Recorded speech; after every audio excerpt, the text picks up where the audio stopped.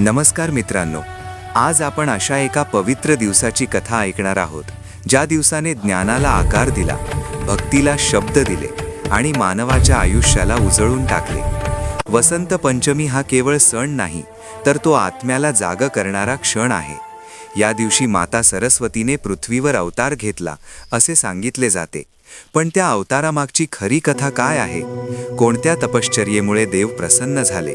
कोणत्या ऋषीच्या अश्रूंनी हा दिवस पवित्र झाला? आजच्या या कथेत आपण त्या प्राचीन काळात जाऊन अनुभवणार आहोत. निसर्ग, देवता, ऋषी, राजे आणि देवी देवतांनी भरलेला एक दिव्य प्रवास. ही कथा केवळ ऐकण्यासाठी नाही, तर मनात साठवण्यासाठी आहे, कारण या कथेतून आयुष्य आनंदी करण्याचा मार्ग सापडतो. चला तर मग आता ही पवित्र कथा सुरू करूया. भक्तांनो, धार्मिक मराठी चॅनलला सबस्क्राईब करा आणि भक्तिभावाने कमेंट करा. प्राचीन काळात हिमालयाच्या पायथ्याशी विस्तीर्ण अरण्य होते. त्या अरण्यात मंदाकिनी नावाची पवित्र नदी वाहत होती. नदीच्या काठावर तपोवन होते. त्या तपोवनात अनेक ऋषीमुनी आपल्या तपश्चर्येत लीन होते.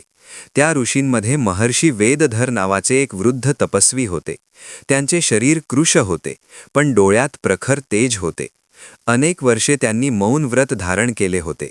त्यांच्या आश्रमात शिष्य येत असत, पण ते ज्ञान देत नसत, कारण त्यांचे मन एका वेदनेने ग्रासले होते. पृथ्वीवर वाढत चाललेले अज्ञान, कलह आणि असत्य पाहून त्यांचे हृदय विदीर्ण झाले होते. राजदरबारात विद्वानांचा अपमान होत होता. मंदिरांत विधी होते, पण भाव नव्हता. गुरुकुलांत शास्त्र होते, पण शुद्धता नव्हती. या सगळ्यामुळे वेदधर ऋषीने माता सरस्वतीची उपासना सुरू केली. दिवस रात्र ते नदीकिनारी बसून वीणेचा नाद मनात धारण करून ध्यान करत. वसंत ऋतू आला की निसर्ग फुलून जायचा. पिवळी फुले वाऱ्यावर नाचायची. पक्ष्यांचे स्वर गूढ होत. त्या वसंताच्या पहिल्या दिवशी ऋषीने कठोर तप केले. अन्न पाणी त्यागून त्यांनी प्रार्थना केली की हे मातेस, ज्ञानाचा प्रकाश पुन्हा जगात प्रस्थापित कर. त्या रात्री आकाशात अद्भुत तेज पसरले. मंदाकिनीच्या पाण्यात सुवर्ण छटा उमटल्या. देवतांनी पुष्पवृष्टी केली. ब्रह्मदेव, विष्णुदेव आणि महादेव प्रकट झाले. ब्रह्मदेव म्हणाले की हे ऋषीवर, तुझी तपश्चर्या सफल झाली आहे. ज्ञानाची देवी पृथ्वीवर अवतरणार आहे. त्या क्षणी कमळावर विराजमान झालेली माता सरस्वती प्रकट झाली. शुभ्र वस्त्र, वीणा हातात, शांत मुखमंडळ आणि करुण दृष्टी. ऋषीने साष्टांग प्रणाम केला. माता म्हणाली की आजपासून हा दिवस वसंत पंचमी म्हणून ओळखला जाईल. या दिवशी जो कोणी शुद्ध भावनेने ज्ञानाची उपासना करेल, त्याचे जीवन आनंदी होईल. अज्ञानाचा अंधार दूर होईल. त्या दिवसापासून ऋषीचे मौन तुटले. त्यांनी गुरुकुल सुरू केले. राजांनी विद्वानांना मान दिला. मंदिरांत भक्ती जागी झाली. वसंत पंचमीचा दिवस ज्ञान, भक्ती आणि आनंदाचा प्रतीक बनला. या कथेतून हेच शिकायला मिळते की शुद्ध निष्ठेने केलेली साधना केवळ देवांनाच नाही, तर संपूर्ण जगालाही बदलू शकते. प्रातःकाळी वसंत पंचमीचा तो पहिला दिवस उगवला, तेव्हा संपूर्ण अरण्य सुवर्णवर्णी तेजाने न्हाऊन निघाले होते. मंदाकिनी नदीच्या काठावर उमललेली पिवळी फुले जणू माता सरस्वतीच्या पावलांची साक्ष देत होती. महर्षी वेदधर आश्रमाच्या प्रांगणात उभे राहून त्या दिव्य वातावरणाकडे पाहत होते. त्यांच्या डोळ्यांत आनंदाश्रू होते आणि मनात अपार शांती होती. अनेक वर्षांच्या तपश्चर्येनंतर आज त्यांच्या हृदयावरचे ओझे हलके झाले होते. त्या दिवशी पहिल्यांदाच त्यांनी आपल्या शिष्यांना जवळ बोलावले. शिष्यांचे चेहरे तेजस्वी होते, पण मनात अनेक प्रश्न दडलेले होते. वेदधर ऋषींनी मधुर पण गंभीर स्वरात सांगितले की ज्ञान हे केवळ ग्रंथात नसते, तर ते आचरणात असते. जो मन शुद्ध ठेवतो तोच खरा विद्वान असतो. त्यांच्या शब्दांनी शिष्य भारावून गेले. त्या आश्रमात आज विशेष यज्ञाची तयारी सुरू झाली. वनातील ऋषीमुनी एकत्र आले. हवनकुंड प्रज्वलित झाले. वेदमंत्रांचा नाद आकाशात घुमू लागला. त्या यज्ञात केवळ देवतांचे आवाहन नव्हते, तर मानवाच्या अंतःकरणातील अज्ञान जाळण्याचा संकल्प होता. त्यावेळेस जवळच्या राज्यातील राजा शतधन आपल्या रथातून आश्रमात आला. त्याच्या चेहऱ्यावर अहंकार होता आणि डोळ्यात संशय. त्याने अनेकदा विद्वानांचा अपमान केला होता आणि त्याच्या राज्यात कलह वाढत चालला होता. त्याला स्वप्नात दिव्य स्त्रीदर्शन झाले होते, म्हणून तो अस्वस्थ झाला होता. आश्रमात प्रवेश करताच त्याला विलक्षण शांतता जाणवली. वेदधर ऋषींनी त्याचे स्वागत केले. राजाने नम्रतेने मस्तक झुकवले. ऋषींनी त्याला यज्ञाजवळ बसवले आणि सांगितले की राज्य चालवण्यासाठी शस्त्राइतकेच शास्त्र आवश्यक असते. राजा शांतपणे ऐकत राहिला. यज्ञ पूर्ण झाल्यावर ऋषींनी त्याला वसंत पंचमीचे महत्त्व सांगितले. या दिवशी ज्ञानाचा आदर केला तर राज्यात समृद्धी नांदते, असे त्यांनी सांगितले. राजाच्या मनातील कठोरपणा हळूहळू विरघळू लागला. त्याच दिवशी आश्रमात एक लहान मुलगी आली. तिचे नाव ललिता होते. ती साध्या वस्त्रांत होती, पण तिच्या स्वरात गोडवा होता. तिने सरस्वती वंदना गायली आणि सर्वजण स्तब्ध झाले. तिच्या कंठातून निघणारा स्वर जणू देवीचा आशीर्वाद घेऊन आला होता. वेदधर ऋषींनी ओळखले की ही बालिका पूर्वजन्मी विदुषी होती. त्यांनी तिला आश्रमातच ठेवून शिक्षण देण्याचा निर्णय घेतला. त्या दिवसापासून आश्रमात शिक्षणाची नवी पहाट सुरू झाली. शिष्य केवळ ग्रंथ वाचत नव्हते, तर निसर्गाकडून शिकत होते. नदीकाठावर ध्यान, जंगलात भ्रमण आणि मंदिरात सेवा अशी त्यांची दिनचर्या झाली. राजा शतधन परत आपल्या राज्यात गेला तेव्हा त्याने पहिला आदेश दिला की विद्वानांचा मान राखला जाईल आणि गुरुकुलांना दान दिले जाईल. मंदिरांत विधींसोबत भक्ती अनिवार्य केली जाईल. हळूहळू राज्यातील वातावरण बदलू लागले. लोकांच्या जीवनात शांतता येऊ लागली. वसंत पंचमीचा दिवस दरवर्षी उत्साहाने साजरा होऊ लागला. त्या दिवशी बालके पहिल्यांदा अक्षरज्ञान घेत. माता सरस्वतीची पूजा होत. पण वेदधर ऋषी शिष्यांना नेहमी एकच गोष्ट सांगत की सण हा एक दिवसाचा असतो, पण त्याचा अर्थ आयुष्यभर जपायचा असतो. ज्ञानाचा उपयोग अहंकारासाठी नव्हे तर सेवेसाठी केला पाहिजे. ही शिकवण सर्वांच्या मनात खोलवर रुजली. त्या अरण्यातील आश्रम हळूहळू ज्ञानकेंद्र बनला. दूरदूरून लोक येऊ लागले. वसंत पंचमीची खरी कथा लोकांच्या जीवनात प्रकाश पसरवू लागली आणि हेच त्या दिवसाचे खरे फलित ठरले. काळ पुढे सरकत गेला तसे वेदधर ऋषींच्या आश्रमाचे रूप अधिकच दिव्य होत गेले. वसंत पंचमीच्या प्रभावाने जणू त्या तपोवनात ज्ञानाचा अखंड प्रवाह वाहू लागला होता. सकाळी मंदाकिनीच्या तीरावर शिष्य ध्यान करत आणि संध्याकाळी आश्रमाच्या प्रांगणात वेदपठणाचा नाद घुमत असे. ललिता आता थोडी मोठी झाली होती. तिच्या बुद्धीची तीव्रता आणि हृदयातील करुणा पाहून ऋषींचे मन आनंदाने भरून येत असे. ती केवळ शास्त्र शिकत नव्हती, तर प्रत्येक जीवात देव पाहत होती. एके दिवशी वसंत ऋतूच्या मध्यावर आश्रमात एक वृद्ध गृहस्थ आला. त्याचे वस्त्र फाटके होते आणि चेहरा दुःखाने भरलेला होता. तो सतत स्वतःशीच बोलत होता. शिष्यांनी त्याला वेदधर ऋषींसमोर नेले. ऋषींनी त्याला शांत बसवले आणि पाणी दिले. काही वेळाने त्या वृद्धाने आपली कथा सांगितली. तो पूर्वी विद्वान होता, पण अहंकाराने त्याचे पतन झाले होते. राजदरबारात मान मिळाल्यावर त्याने ज्ञानाचा उपयोग लोकांना कमी लेखण्यासाठी केला. त्यामुळे त्याचा अपमान झाला आणि तो सर्व काही गमावून बसला. आता त्याचे मन अशांत झाले होते. ऋषींनी त्याच्याकडे करुणेने पाहिले आणि सांगितले की ज्ञान जेव्हा अहंकाराशी जोडले जाते तेव्हा ते विष बनते, पण जेव्हा भक्तीशी जोडले जाते तेव्हा अमृत बनते. त्या वृद्धाचे डोळे भरून आले. त्याने ऋषींच्या चरणी मस्तक ठेवले आणि शुद्ध अंतःकरणाने क्षमा मागितली. त्या क्षणी आश्रमात मंद सुवास पसरला. जणू माता सरस्वतीने त्या क्षमेला स्वीकारले होते. त्या वृद्धाला आश्रमातच राहू दिले गेले आणि त्याने सेवा स्वीकारली. हळूहळू त्याच्या मनातील अंधार दूर झाला. या घटनेने शिष्यांना मोठा धडा मिळाला. ज्ञानाने माणूस मोठा होत नाही, तर विनयाने मोठा होतो, हे त्यांच्या मनात ठसले. त्याच काळात जवळच्या अरण्यात एक दुष्काळी प्रदेश होता. लोक अन्ना वाचून त्रस्त होते. राजा शतधनाला याची माहिती मिळाली. त्याने वेदधर ऋषींचा सल्ला मागितला. ऋषींनी सांगितले की निसर्गाचा सन्मान केला तर निसर्गही साथ देतो.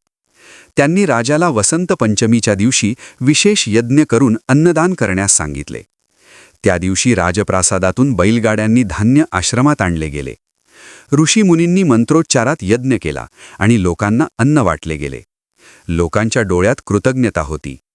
काही दिवसांतच पावसाच्या मेघांनी आकाश व्यापले आणि भूमी तृप्त झाली. लोकांनी हे माता सरस्वतीच्या कृपेचे फल मानले. वसंत पंचमीचा सण आता केवळ आश्रमापुरता मर्यादित राहिला नाही, तर संपूर्ण राज्यात श्रद्धेने साजरा होऊ लागला. बालकांपासून वृद्धांपर्यंत सर्वजण त्या दिवशी ज्ञानाची पूजा करू लागले. ललिताने त्या दिवशी प्रथमच स्वतःची रचना गायली. तिच्या शब्दात भक्ती होती आणि सुरात शांती. वेदधर ऋषींनी डोळे मिटून तो स्वर ऐकला आणि त्यांच्या मनात समाधान दाटले. त्यांना जाणवले की माता सरस्वतीचा आशीर्वाद पुढील पिढीकडे जात आहे. त्या रात्री ऋषींना स्वप्नात देवीचे दर्शन झाले. देवीने सांगितले की जिथे ज्ञान आणि विनय एकत्र नांदतात तिथेच खरा आनंद वास करतो. हे शब्द ऋषींनी सकाळी शिष्यांना सांगितले. त्या दिवसापासून आश्रमात एक नवा नियम आला की प्रत्येकाने दररोज स्वतःतील दोष ओळखून सुधारण्याचा प्रयत्न करायचा. या साधनेमुळे सर्वांच्या जीवनात परिवर्तन घडू लागले. लोकांच्या नात्यांत मधुरता आली, कलह कमी झाले. वसंत पंचमीची खरी शिकवण हळूहळू सर्वांच्या जीवनात उतरू लागली. ज्ञानाने प्रकाश दिला आणि भक्तीने त्या प्रकाशाला ऊब दिली. अशा रीतीने त्या प्राचीन काळात एक लहानसा आश्रम संपूर्ण राज्यासाठी आनंदाचा आणि शांतीचा दीपस्तंभ बनला. काळाच्या प्रवाहात आश्रमाची कीर्ती अधिक दूरवर पसरू लागली आणि त्या कीर्तीबरोबरच अनेक परीक्षा देखील येऊ लागल्या. एके दिवशी वसंत पंचमी जवळ येत असताना अरण्याच्या पलीकडील राज्यातून काही ब्राह्मण आश्रमात आले. त्यांचे वर्तन कठोर होते आणि त्यांच्या बोलण्यात गर्व दडलेला होता. त्यांनी वेदधर ऋषींना प्रश्न विचारायला सुरुवात केली आणि स्वतःच्या विद्वत्तेचा गर्व मिरवू लागले. शिष्य अस्वस्थ झाले, पण ऋषी शांत होते. त्यांनी त्या ब्राह्मणांना आश्रमातच थांबण्याचे आमंत्रण दिले. वसंत पंचमीच्या दिवशी ज्ञानयज्ञ होणार असल्याचे त्यांनी सांगितले. त्या दिवशी पहाटेपासूनच आश्रमात गजबज सुरू झाली. नदीकिनारी स्नानविधी झाले. मंदिरात घंटानाद घुमू लागला. सर्वांनी पिवळ्या रंगाचे वस्त्र परिधान केले होते. वातावरणात पवित्रता होती. वेदधर ऋषींनी सर्वांना एकत्र बसवले आणि ज्ञानयज्ञ सुरू केला. त्या यज्ञात अग्नीसमोर कोणीही प्रश्न विचारू शकत होते, पण उत्तर देताना अहंकार नाही तर विनय असावा अशी अट होती. गर्विष्ठ ब्राह्मणांनी अवघड प्रश्न विचारले. ऋषींनी शांतपणे उत्तर दिली. मग ऋषींनी उलट प्रश्न विचारला की ज्ञानाचा अंतिम उद्देश काय आहे. ब्राह्मण थबकले. काही क्षण शांतता पसरली. तेव्हा ललिता पुढे आली. तिचा स्वर स्थिर होता. तिने सांगितले की ज्ञानाचा उद्देश स्वतःला श्रेष्ठ सिद्ध करणे नसून इतरांचे दुःख दूर करणे हा आहे. तिच्या शब्दांत इतकी स्पष्टता होती की सर्वजण स्तब्ध झाले. त्या ब्राह्मणांच्या चेहऱ्यावरचा गर्व उतरला. त्यांनी ललितेला नम्र प्रणाम केला आणि वेदधर ऋषींच्या चरणी क्षमा मागितली. त्या क्षणी आकाशात सौम्य वारा वाहू लागला आणि फुलांचा वर्षाव झाला. उपस्थितांना जाणवले की माता सरस्वती त्या यज्ञात प्रसन्न झाली आहे. त्या घटनेनंतर आश्रमात येणाऱ्या प्रत्येकाला एकच शिकवण दिली जाऊ लागली की विद्या ही नम्रतेची माता आहे. त्याच काळात राजा शतधनाच्या राज्यात एका सरदाराने बंड उभारले. त्याने लोकांमध्ये भीती पसरवली होती. राजा व्याकुळ झाला आणि वेदधर ऋषींकडे मदतीसाठी आला.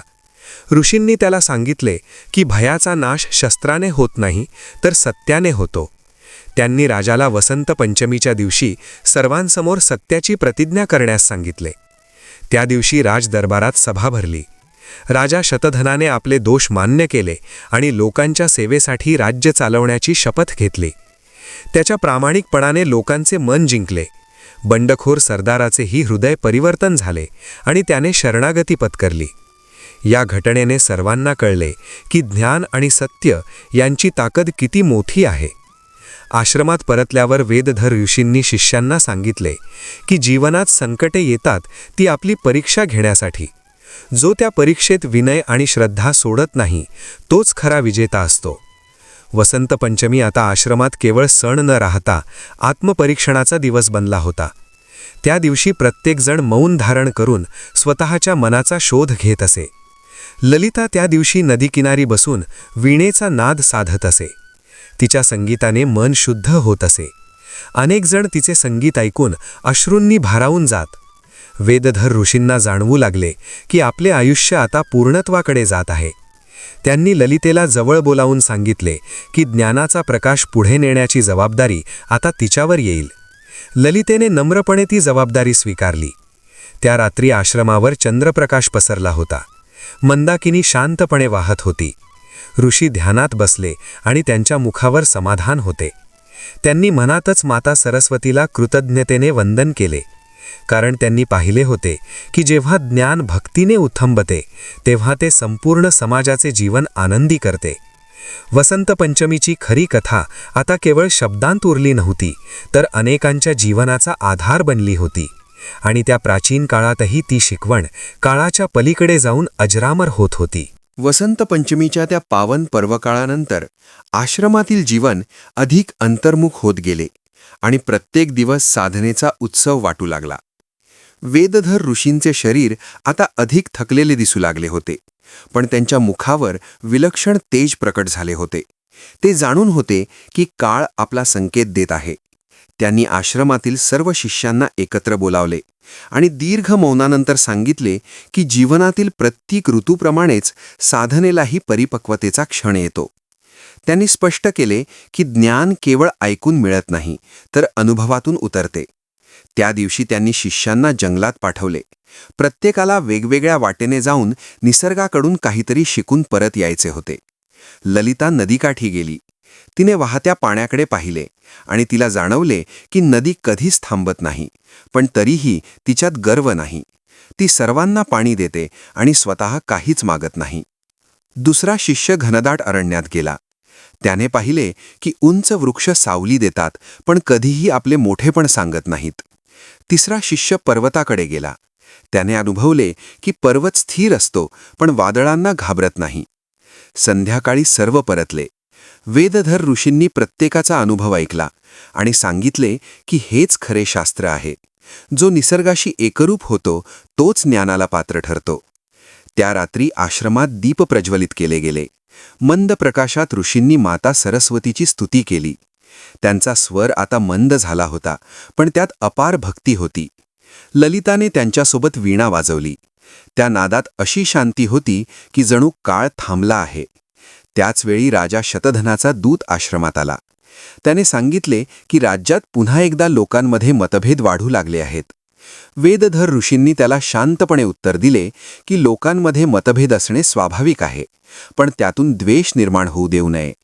त्यांनी राजाला संदेश पाठवला की प्रत्येक गावात ज्ञानसभा भरवा, जिथे लोक आपले मत मोकळेपणाने मांडतील आणि एकमेकांचे ऐकतील. हा संदेश राज्यात पोहोचताच अनेक ठिकाणी सभा सुरू झाल्या. लोकांनी प्रथमच एकमेकांचे बोलणे शांतपणे ऐकायला सुरुवात केली. अनेक गैरसमज दूर झाले. या बदलामुळे लोकांना वसंत पंचमीचा खरा अर्थ उमगू लागला. तो केवळ देवीपूजनाचा दिवस नसून अंतःकरण शुद्ध करण्याचा दिवस आहे, हे सर्वांच्या लक्षात आले. आश्रमात परतल्यावर वेदधर ऋषींनी ललितेला जवळ बोलावले.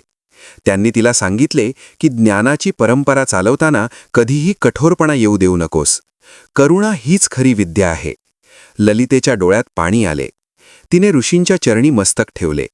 त्या स्पर्शात तिला अपार ऊर्जा मिळाली. त्या रात्री ऋषींनी ध्यान करताना आपल्या श्वासाचा वेग मंदावलेला जाणवला. त्यांच्या मनात कोणतीही भीती नव्हती, कारण त्यांनी पाहिले होते की बीज रुजले आहे. पहाटे आश्रमात शांतता पसरली होती. पक्ष्यांचे स्वरही जणू मंद झाले होते. शिष्यांनी पाहिले तर वेदधर ऋषी ध्यानमुद्रेत शांतपणे देह ठेवून बसले होते. त्यांच्या मुखावर स्मित होते. कोणताही शोक नव्हता. सर्वांनी समजून घेतले की त्यांनी देह सोडला आहे, पण ज्ञानाचा प्रकाश मागे सोडून गेले आहेत. ललिताने सर्वांना एकत्र केले आणि सांगितले की गुरु देहाने गेले असले तरी त्यांच्या शिकवणी आपल्या जीवनात जिवंत ठेवायच्या आहेत. त्या दिवशी आश्रमात शोक नव्हता, तर कृतज्ञता होती. सर्वांनी वसंत पंचमीच्या शिकवणीची प्रतिज्ञा केली. ज्ञान नम्रतेने जपायचे आणि त्याचा उपयोग लोकांच्या कल्याणासाठी करायचा. त्या क्षणी आश्रमावर हलका सुवास दरवळला. सर्वांना जाणवले की माता सरस्वती प्रसन्न आहे. अशा रीतीने वेदधर ऋषींचा देहप्रवास संपला, पण त्यांनी दिलेली वसंत पंचमीची खरी कथा पिढ्यानपिढ्या मानवाला आनंदी करण्यासाठी प्रवाहित होत राहिली. वेदधर ऋषींच्या देहत्यागानंतर आश्रमात ललितेच्या नेतृत्वाखाली नवा अध्याय सुरू झाला आणि तो अध्याय अधिक कोमल पण तितकाच प्रभावी ठरला. पहिल्याच वसंत पंचमीला ललितेने सर्व शिष्य आणि आसपासच्या ग्रामस्थांना एकत्र बोलावले. तिच्या चेहऱ्यावर दुःख नव्हते, तर शांत दृढता होती. तिने सांगितले की गुरूंनी दिलेले ज्ञान जर आपण केवळ आठवणीत ठेवले तर ते नष्ट होईल, पण जर आचरणात आणले तर ते अमर होईल. त्या दिवशी आश्रमात मोठा विधी झाला नाही, ना भव्य यज्ञ ना दिखावा. फक्त नदीकिनारी बसून सर्वांनी मौन धारण केले आणि आपल्या आयुष्यातील अज्ञान कुठे आहे याचा विचार केला. त्या मौनात अनेकांच्या डोळ्यात अश्रू आले. काहींना आपल्या चुकीची जाणीव झाली, तर काहींना जीवनाचा नवा मार्ग दिसू लागला. ललितेने त्या मौनानंतर सरस्वती वंदना गायली. तिच्या स्वरात गुरूंची आठवण होती आणि देवीप्रती कृतज्ञता होती. त्या नादाने वातावरण पवित्र झाले. त्याचवेळी दूरच्या एका गावातून एक तरुण आला. त्याचे नाव अर्जुन होते. तो शूर होता, पण अत्यंत चंचल होता. त्याला युद्धकलेत प्रावीण्य होते, पण मनात अस्थिरता होती. त्याने ललितेला विचारले की ज्ञान मला शांत कसे करेल. ललितेने त्याला नदीकाठी नेले आणि सांगितले की जसा प्रवाह वेगवान असूनही शांत दिसतो, तशीच शांतता अंतःकरणातून येते. तिने त्याला ध्यान शिकवले आणि सेवेत सहभागी केले. काही दिवसांत अर्जुनमध्ये बदल दिसू लागला. त्याची ऊर्जा आता रक्षणासाठी वापरली जाऊ लागली. त्या काळात आसपासच्या जंगलात काही दुष्ट लोकांनी त्रास सुरू केला होता. ग्रामस्थ भयभीत झाले. अर्जुनने पुढाकार घेतला, पण ललितेने त्याला सांगितले की आधी संवादाचा प्रयत्न कर. अर्जुन काही शिष्यांसह त्या लोकांकडे गेला. त्याने त्यांच्याशी शांतपणे संवाद साधला. कळले की ते उपाशीपोटी आणि अन्यायामुळे दुष्ट झाले होते. आश्रमातून त्यांना अन्न आणि काम देण्यात आले. त्यांच्या जीवनात परिवर्तन झाले.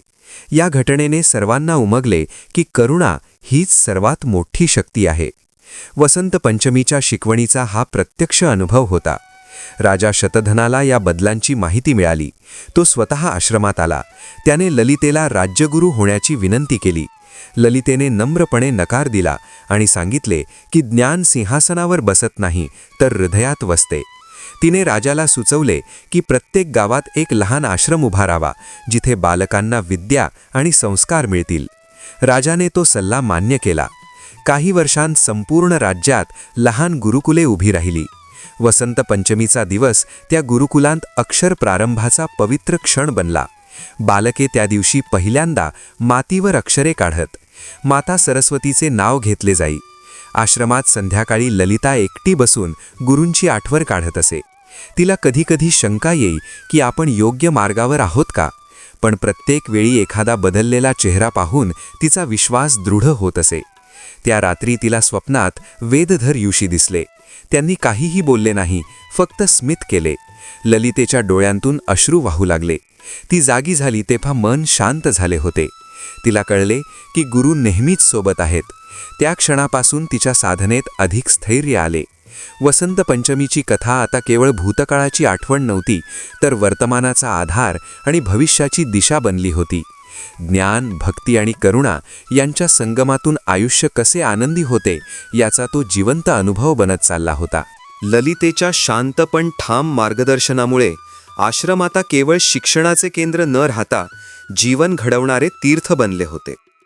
सकाळी शिष्य नदीत स्नान करून आश्रमातील प्राचीन मंदिरात दीप प्रज्वलित करत आणि माता सरस्वतीच्या मूर्तीसमोर नतमस्तक होत. त्या मूर्तीसमोर बसताना प्रत्येकाच्या मनात एकच भावना असे की आपण कितीही शिकलो तरी अजून शिकायचे बाकी आहे. याच काळात अरण्याच्या दुसऱ्या टोकाला राहणारा एक तपस्वी योगी आश्रमात आला. त्याचे नाव अत्रेय होते. तो अनेक वर्षे एकांतात राहिला होता आणि कठोर साधना केली होती, पण त्याच्या स्वभावात कठोरता होती. त्याला वाटत होते की केवळ कठोर तपश्चर्याच श्रेष्ठ आहे. ललितेने त्याचे स्वागत केले आणि त्याला काही दिवस आश्रमात राहण्यास सांगितले. सुरुवातीला अत्रेय शिष्यांच्या कोमल आचरणाकडे पाहून उपहास करीत असे. त्याला वाटे की ही करुणा साधनेला कमकुवत करते. एके दिवशी त्याने ललितेला स्पष्टपणे सांगितले की इतकी मृदुता साधकाला दुर्बल बनवते. ललिता शांतपणे हसली आणि तिने त्याला नदीकाठी येण्यास सांगितले. तिने त्याला वाहत्या पाण्याकडे पाहायला सांगितले आणि विचारले की हे पाणी मृदू असूनही खडक कसे झिजवते. अत्रेय काही क्षण विचारात पडला. त्या रात्री आश्रमात एक आजारी वृद्ध आला. त्याला ताप आणि अशक्तपणा होता. शिष्य घाबरले, पण ललितेने त्याची सेवा सुरू केली. तिने स्वतः त्याला पाणी दिले, औषधी वनस्पतींचा काढा दिला आणि त्याच्या शेजारी बसून मंत्र म्हटले. अत्रेय हे सर्व पाहत होता, त्याने प्रथमच जाणले की करुणा ही दुर्बलता नाही तर अंतःकरणाची शक्ती आहे. काही दिवसांत त्या वृद्धाची प्रकृती सुधारली. त्याच्या डोळ्यांत कृतज्ञतेचे अश्रू होते. अत्रेयने ललितेच्या चरणी नतमस्तक होऊन क्षमा मागितली. त्याने सांगितले की आज त्याला साधनेचा नवा अर्थ कळला आहे. त्यानंतर तोही आश्रमात राहू लागला आणि शिष्यांना योग व श्वसनविद्या शिकवू लागला. या संगमामुळे आश्रमातील साधना अधिक समृद्ध झाली. वसंत पंचमी जवळ येत होती. संपूर्ण परिसरात उत्साह होता, पण तो दिखाव्याचा नव्हता तर अंतर्मुख आनंदाचा होता. त्या दिवशी ललितेने सर्वांना सांगितले की आज प्रत्येकाने कोणाला तरी क्षमा करायची आहे. अनेकांच्या मनात दडलेले कटू अनुभव त्या दिवशी बाहेर आले. लोकांनी एकमेकांची माफी मागितली. आश्रमात अश्रू आणि आलिंगन यांचा संगम झाला. त्या क्षणी वातावरण इतके पवित्र झाले की जणू देवता साक्षीदार आहेत. राजा शतधनानेही त्या दिवशी आपल्या काही कठोर निर्णयांबद्दल लोकांसमोर क्षमा मागितली. लोकांनी त्याला स्वीकारले. त्या संध्याकाळी ललितेने वीणेचा मंद नाद साधला. तिच्या संगीतामध्ये वेदधर ऋषींची शिकवण आणि माता सरस्वतीची कृपा एकत्र मिसळली होती. अत्रेया डोळे मिटून ऐकत होता आणि त्याच्या अंतःकरणात दीर्घकाळापासून असलेली कडकपणा विरघळत होता. त्या रात्री अनेकांना स्वप्नात प्रकाश दिसला. कोणाला नदी स्वच्छ दिसली तर कोणाला कमळ उमलताना दिसले. सकाळी सर्वांनी हे अनुभव एकमेकांना सांगितले आणि त्यांना जाणवले की अंतःकरण शुद्ध झाले की देव अनुभूती आपोआप येते. ललितेने सर्वांना एवढेच सांगितले की वसंत पंचमीची खरी देणगी म्हणजे स्वतःमध्ये होणारा बदल. जेव्हा मन हलके होते तेव्हाच जीवन आनंदी होते. या शिकवणीमुळे आश्रमात येणारा प्रत्येक जण काहीतरी घेऊन परत जाऊ लागला. कोणी शांतता घेऊन गेला तर कोणी नवा दृष्टिकोन. अशा प्रकारे वसंत पंचमीची कथा अधिक व्यापक होत चालली होती आणि त्या प्राचीन काळातही मानवाच्या मनाला स्पर्श करणारा एक शाश्वत संदेश देत होती. वसंत पंचमीच्या प्रभावाने आश्रमात निर्माण झालेली ही शांती आता आसपासच्या प्रदेशातही जाणवू लागली होती आणि अनेक लोक परिवर्तनाच्या शोधाही येथे येऊ लागले होते.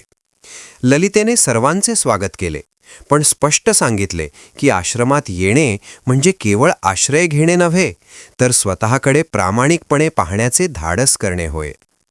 याच काळात दूरच्या पर्वतीय प्रदेशातून एक तरुण राजकुमार आश्रमात आला. त्याचे नाव वीरसेन होते. त्याच्या डोळ्यात आत्मविश्वास होता, पण अंतःकरणात अस्वस्थता दडलेली होती.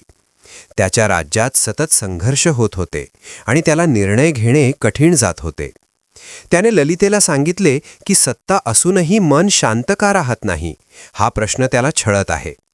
ललितेने त्याला काही दिवस आश्रमात राहण्यास सांगितले आणि कोणताही उपदेश न करता त्याला आश्रमातील साध्या कामात सहभागी करून घेतले.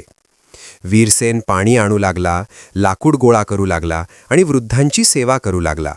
सुरुवातीला त्याला हे सगळे क्षुल्लक वाटले, पण हळूहळू त्याला या सेवेत एक वेगळाच आनंद मिळू लागला. एके दिवशी त्याने ललितेला विचारले की इतक्या साध्या कामातून समाधान कसे मिळते. ललितेने उत्तर दिले की जेव्हा आपण स्वतःला मोठे मानणे थांबवतो तेव्हा जीवन मोठे वाटू लागते. या शब्दांनी वीरसेनच्या मनात खोल हलचल निर्माण केली. त्याच रात्री आश्रमात एक छोटा विधी झाला. सर्वांनी नदीकिनारी दीप सोडले. त्या दीपांच्या प्रकाशात प्रत्येकाने आपल्या मनातील भय नदीला अर्पण केले. वीरसेननेही आपल्या अपयशाची भीती आणि सत्तेची ओझी मनातल्या मनात सोडून दिली. त्या क्षणी त्याला विलक्षण हलकेपणा जाणवला. दुसऱ्या दिवशी त्याने ललितेला नम्रपणे सांगितले की तो आपल्या राज्यात परत जाऊन वेगळ्या पद्धतीने राज्य करेल. तो लोकांशी संवाद साधेल आणि निर्णय घेताना करुणा विसरणार नाही. ललितेने त्याला आशीर्वाद दिला आणि सांगितले की राजा तोच जो आधी स्वतःवर राज्य करतो. वीरसेन आश्रमातून निघताना त्याच्या चेहऱ्यावर शांत आत्मविश्वास होता. काही काळानंतर त्याच्या राज्यातून बातमी आली की तेथे संघर्ष कमी झाले आहेत आणि लोक समाधानी आहेत. या बातमीने आश्रमातील सर्वजण आनंदित झाले. पण ललितेने कुठलाही अभिमान बाळगला नाही. तिने शिष्यांना सांगितले की बदलाचा श्रेय आपण घेतले तर तो टिकत नाही. त्याच दरम्यान अत्रेय योगीने शिष्यांसाठी दीर्घ साधनेचे आयोजन केले. त्या साधनेत श्वासावर नियंत्रण आणि मन स्थिर करण्यावर भर देण्यात आला.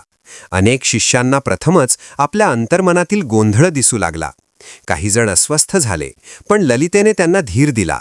तिने सांगितले की गोंधळ दिसणे म्हणजे तो दूर होण्याची सुरुवात आहे. वसंत पंचमी जवळ येत असताना आश्रमात एक वेगळीच उत्सुकता होती. यावेळी ललितेने कोणताही भव्य सोहळा न करण्याचा निर्णय घेतला. तिने सांगितले की यंदा प्रत्येकाने आपल्या जीवनातील एका चुकीच्या सवयीचा त्याग करायचा आहे. काहींनी क्रोध सोडायचा निश्चय केला, तर काहींनी आळस, तर काहींनी असत्य. त्या दिवशी कोणतेही मंत्र उच्चारले गेले नाहीत, पण आश्रमात प्रामाणिक प्रयत्नांची ऊर्जा जाणवत होती. संध्याकाळी सर्वांनी एकत्र बसून आपल्या अनुभवांची देवाणघेवाण केली. अनेकांच्या डोळ्यात आनंदाश्रू होते. ललितेने त्या सर्वांकडे पाहून शांत स्वरात सांगितले की वसंत पंचमीची खरी पूजा ही अशीच असते, जेव्हा आपण स्वतःला थोडेसे शुद्ध करतो. त्या रात्री आश्रमावर ताऱ्यांनी भरलेले आकाश होते आणि मंदाकिनी शांतपणे वाहत होती. त्या दृश्यात सर्वांना जाणवले की जीवनाचा खरा आनंद बाहेर नसून आत सापडतो. अशा प्रकारे वसंत पंचमीची कथा अधिक गहन होत चालली होती आणि प्रत्येकाला स्वतःकडे वळायला शिकवत होती. काळाच्या ओघात आश्रमातील साधना आता अधिक सूक्ष्म स्तरावर पोहोचली होती आणि ललितेचे मार्गदर्शन अंतःकरणाला स्पर्श करणारे झाले होते. त्या वर्षी वसंत पंचमीच्या आधी आश्रमात एक विचित्र शांतता पसरली होती. जणू निसर्ग स्वतः काहीतरी घडण्याची वाट पाहत होता. मंदाकिनीचे पाणी अधिक स्वच्छ दिसत होते आणि अरण्यातील पक्ष्यांचे स्वर अधिक गूढ झाले होते. एके संध्याकाळी ललितेला ध्यानात एक संकेत मिळाला. तिला जाणवले की आता ही शिकवण आश्रमाच्या सीमांपलीकडे नेण्याची वेळ आली आहे. तिने सर्व शिष्यांना एकत्र बोलावले आणि सांगितले की ज्ञान जिथे अडते तिथे ते कुजते आणि जिथे वाहते तिथे ते पवित्र राहते. तिने ठरवले की काही शिष्यांना दूरदूरच्या गावांत पाठवून लोकांना साध्या शब्दात वसंत पंचमीचा खरा अर्थ सांगायचा.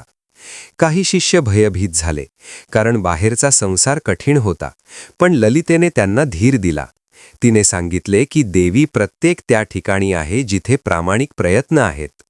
काही दिवसांतच शिष्य वेगवेगळ्या दिशांना निघाले. कोण बैलगाडीतून तर कोण पायी जंगलातून प्रवास करू लागले. ते जिथे गेले तिथे लोकांचे दुःख ऐकले आणि कोणताही उपदेश न करता फक्त सहानुभूती दिली. एका गावात दीर्घ काळाचा वाद होता. शिष्यांनी दोन्ही बाजू शांतपणे ऐकून घेतल्या आणि त्यांना एकमेकांचे दुःख समजून घ्यायला सांगितले. काही दिवसांतच त्या गावात शांतता नांदू लागली. दुसऱ्या गावात लोक अंधश्रद्धेने ग्रासले होते. शिष्यांनी त्यांना प्रश्न विचारायला शिकवले आणि ज्ञान भीती नाहीशी करते हे दाखवून दिले. या बदलांच्या कथा आश्रमात परत येऊ लागल्या तेव्हा ललितेचे मन कृतज्ञतेने भरून आले. त्याच काळात राजा शतधनाने एक विशेष सभा बोलावली. त्याने जाहीर केले की राज्यातील प्रत्येक मंदिर आणि गुरुकुलात वसंत पंचमीचा दिवस आत्मपरीक्षणाचा दिवस म्हणून पाळला जाईल. या निर्णयाने लोकांमध्ये एक नवी जाणीव निर्माण झाली. आश्रमात परतलेल्या शिष्यांच्या चेहऱ्यावर थकवा होता, पण डोळ्यात समाधान होते. त्यांनी सांगितले की लोकांना मोठ्या उपदेशांची गरज नाही, तर कोणी त्यांना समजून घेणारा हवा आहे. ललितेने हे ऐकून सांगितले की हाच गुरूंचा खरा संदेश होता. त्या रात्री वसंत पंचमीच्या पूर्वसंध्येला आश्रमात दीप प्रज्वलित करण्यात आले नाहीत, ना कोणतेही गाणे झाले. सर्वजण शांतपणे बसून आपल्या श्वासावर लक्ष केंद्रित करून होते. त्या मौनात अनेकांना आपल्या आत दडलेली भीती आणि आसक्ती स्पष्ट दिसू लागली. काहींनी त्या भीतीला स्वीकारले, तर काहींनी तिला सोडून दिले. पहाटेच्या वेळी ललितेने सर्वांना सांगितले की आजचा दिवस कोणतीही मागणी न करता फक्त कृतज्ञतेत घालवायचा आहे. त्या दिवशी कुणी काही मागितले नाही, पण सर्वांनी काही ना काही दिले. कोणी श्रम दिले, तर कोणी प्रेम, तर कोणी क्षमा.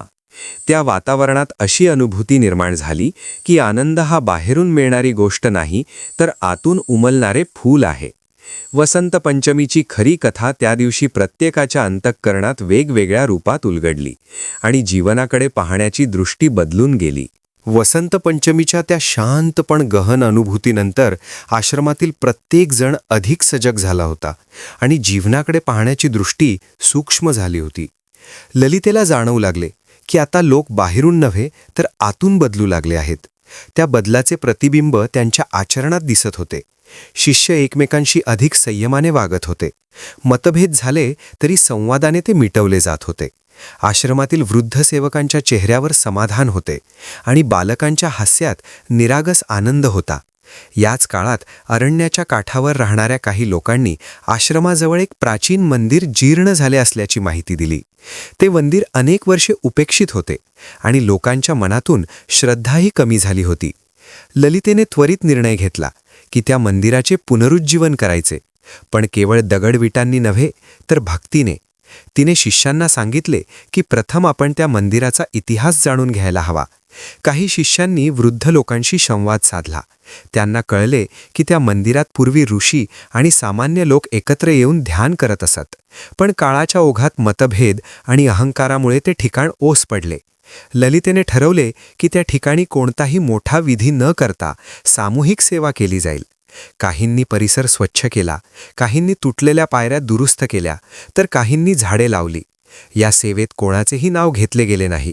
काही दिवसात मंदिराचे रूप बदलू लागले, पण त्याहून मोठा बदल लोकांच्या मनात झाला. ते एकत्र काम करताना एकमेकांशी बोलू लागले, हसू लागले आणि जुने राग विसरू लागले. एका संध्याकाळी मंदिरात पहिल्यांदाच दीप लावण्यात आला. ललितेने सर्वांना शांत बसायला सांगितले आणि कुठलाही मंत्र न म्हणता फक्त डोळे मिटून कृतज्ञतेची भावना ठेवायला सांगितली. त्या क्षणी वातावरणात विलक्षण शांती पसरली. काही लोकांच्या डोळ्यांतून अश्रू वाहू लागले.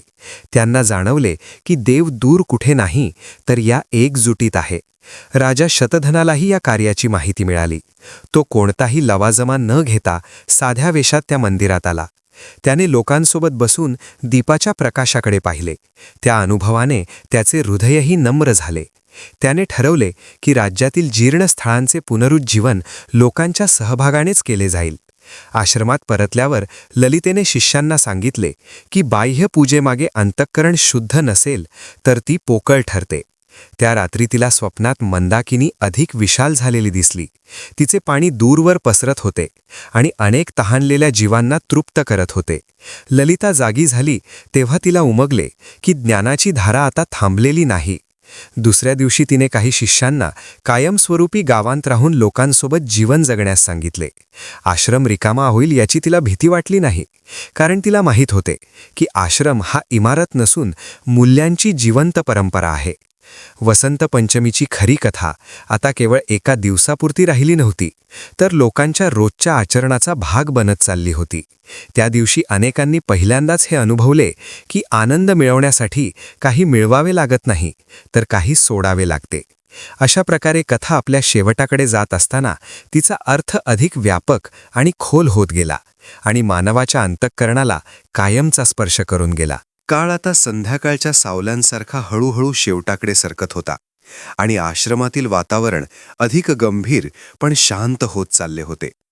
ललितेला जाणवत होते की कथा पूर्णत्वाकडे जात आहे आणि शेवटची शिकवण अधिक सूक्ष्म असणार आहे. त्या वर्षी वसंत पंचमीच्या आधी आश्रमात एक अनोखा प्रसंग घडला. मंदाकिनी नदीला अचानक पूर आला. पाणी वाढत गेले आणि आसपासच्या काही वस्त्या ढोक्यात आल्या. लोक भयभीत होऊन आश्रमात धाव घेत होते. ललितेने क्षणाचाही विलंब न करता सर्व शिष्यांना कामाला लावले. कोणी लोकांना सुरक्षित ठिकाणी नेत होते, कोणी अन्न आणि पाणी वाटत होते, तर कोणी वृद्ध आणि बालकांची काळजी घेत होते. त्या गोंधळात कुठलाही मंत्र नव्हता, कुठलीही विधी नव्हती, पण प्रत्येक कृतीत भक्ती होती. अत्रेय योगी स्वतः पाण्यात उतरून लोकांना बाहेर काढत होता.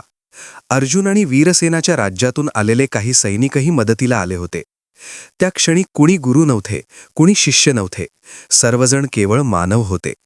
अनेक तासांच्या प्रयत्नानंतर सर्व लोक सुरक्षित झाले. कोणतीही जीवितहानी झाली नाही. संध्याकाळी पूर ओसरला आणि आकाशात शांत चंद्र उगवला. लोक दमले होते, पण त्यांच्या चेहऱ्यावर समाधान होते. ललिता नदीकाठी उभी राहून त्या प्रवाहाकडे पाहत होती. तिला जाणवले की आज माता सरस्वतीची खरी पूजा झाली आहे. ज्ञानाचा उपयोग लोकांचे प्राण वाचवण्यासाठी झाला होता. त्या रात्री आश्रमात कुणी झोपले नाही. सर्वजण शांतपणे बसून दिवसातील अनुभव मनात साठवत होते. ललितेने त्या मौनात सांगितले की आज आपण शिकलेली गोष्ट कधीही विसरू नका. जेव्हा ज्ञान कृतीत उतरते तेव्हाच त्याचे खरे रूप दिसते. दुसऱ्या दिवशी वसंत पंचमी उजाडली. कोणताही मोठा उत्सव झाला नाही. लोकांनी नदीकाठी उभे राहून फक्त हात जोडले. काहींनी पाणी अर्पण केले, काहींनी मनातल्या मनात कृतज्ञता व्यक्त केली. त्या दिवशी आश्रमात एकही मागणी केली गेली नाही. कोणी आरोग्यासाठी, कोणी संपत्तीसाठी, कोणी यशासाठी काहीही मागितले नाही. सर्वांनी फक्त एवढेच मागितले की आपल्याकडून कधीही कुणाचे नुकसान होऊ नये. राजा शतधनानेही त्या दिवशी राजमुकुट बाजूला ठेवून सामान्य माणसासारखा बसून ध्यान केले. त्याच्या डोळ्यांतून अश्रू वाहत होते. त्याला जाणवले की सत्ता क्षणभंगूर आहे, पण सेवा शाश्वत आहे. ललितेने त्या दिवशी शेवटची शिकवण दिली. तिने सांगितले की वसंत पंचमी म्हणजे बाहेर फुलणारा ऋतू नव्हे, तर आत फुलणारी जाणीव आहे. जेव्हा मनात अहंकार गळून पडतो तेव्हा ज्ञान उमलते. त्या शब्दांनी सर्वांच्या हृदयाला स्पर्श केला. संध्याकाळी सूर्य अस्ताला जात असताना आश्रमावर सोनसळी प्रकाश पसरला होता. मंदाकिनी शांतपणे वाहत होती. पक्षी आपल्या घरट्याकडे परतत होते. त्या दृश्यात एक विलक्षण पूर्णत्व होते. सर्वांना जाणवले की कथा आता शेवटच्या वळणावर आली आहे, पण तिची शिकवण त्यांच्या जीवनात कायमची राहणार आहे. वसंत पंचमीची खरी कथा आता शब्दांपलीकडे जाऊन अनुभव बनली होती, आणि तो अनुभवच आयुष्य आनंदी करण्याचा खरा मार्ग ठरला होता. वसंत पंचमीच्या त्या पावन दिवसानंतर आश्रमात एक विलक्षण स्थैर्य नांदू लागले होते. जणू सर्व काही आपल्या योग्य ठिकाणी येऊन विसावले होते. ललिता आता अधिक शांत झाली होती. तिच्या चेहऱ्यावर कोणताही ताण नव्हता, कारण तिला माहीत होते की कथा पूर्ण झाली असली तरी प्रवास सुरूच आहे. काही दिवसांनी तिने सर्व शिष्यांना एकत्र बोलावले. तिचा स्वर कोमल होता, पण शब्द ठाम होते. तिने सांगितले की आता प्रत्येकाने आपापल्या मार्गाने जाऊन हे ज्ञान जगायचे आहे. आश्रमात थांबणे हा अंतिम हेतू नव्हता, तर जगात उतरून जीवन पवित्र करणे हा खरा उद्देश होता. काही शिष्यांच्या डोळ्यात अश्रू आले. त्यांना आश्रम सोडणे कठीण वाटत होते, पण ललितेने त्यांना समजावले की ज्याप्रमाणे नदी समुद्राकडे जाताना कधी मागे वळून पाहत नाही, तसेच ज्ञानालाही वाहू द्यावे लागते. एक एक शिष्य आश्रमातून निघू लागला. कोणी गावाकडे गेला, कोणी अरण्यात, तर कोणी राजदरबारात सल्लागार म्हणून. पण प्रत्येकाच्या मनात एकच दीप तेवत होता. ललिता स्वतः आश्रमात राहिली नाही. तिने आश्रमाची जबाबदारी काही ज्येष्ठ शिष्यांकडे दिली आणि स्वतः सामान्य स्त्रीसारखी प्रवासाला निघाली. ती जिथे जाई तिथे स्वतःला गुरु म्हणून मांडत नसे. ती लोकांमध्ये बसत, त्यांच्या कथा ऐकत आणि गरज असेल तेव्हा 2 शब्द बोलत.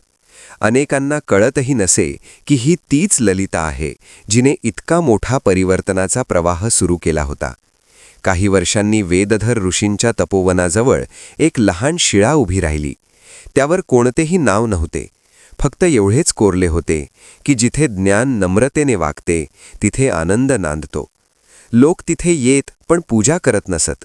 ते थोडा वेळ शांत बसत आणि आपापल्या आयुष्याचा विचार करत. वसंत पंचमीचा दिवस आता संपूर्ण प्रदेशात वेगळ्या पद्धतीने साजरा होऊ लागला. कुठे मोठे विधी नव्हते, कुठे दिखावा नव्हता.